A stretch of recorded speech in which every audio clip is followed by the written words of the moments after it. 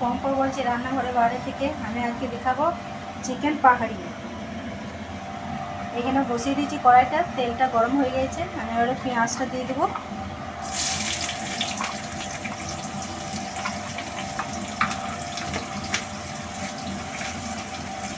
চিনিটা দিয়ে দিচ্ছি লাল হওয়ার জন্যে। পেঁয়াজটা আমি লাল করে পেঁয়াজটা ভেজে নেবো। আমি দুটো গরম মশলা গোটা দিয়ে দিচ্ছি, দুটো তেজপাতা দিয়ে দিচ্ছি। লাল হয়ে পেঁয়াজটা ভাজা হয়ে গেছে।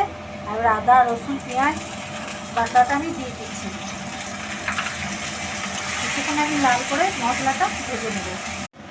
আমি মশলাটাতে হলুদ দিয়ে দিচ্ছি, নুন দিয়ে দিচ্ছি, লঙ্কা গুঁড়ো দিয়ে দিচ্ছি,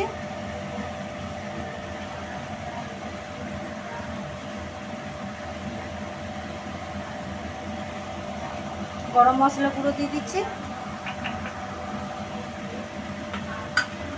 আমি যে চিকেনটা লেবু দিয়ে ধুয়ে পরিষ্কার করে লেবু দিয়ে মেখে রেখেছি সেটা আমি এবারে দিয়ে দিচ্ছি।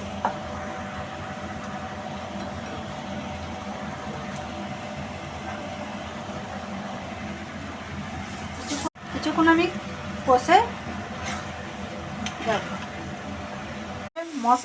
চিকেনটা কষা হয়ে গেছে। আমি এবারে গরম জল চিকেনটার মধ্যে দিয়ে দিচ্ছি।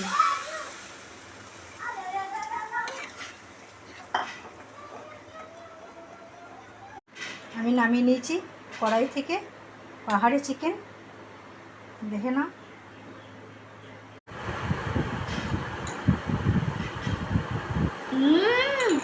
কি ভালো হয়েছে। যদি ভালো লাগলে একটা লাইক দেবে আর সাবস্ক্রাইব দেবে, দেখো খুব ভালো হবে।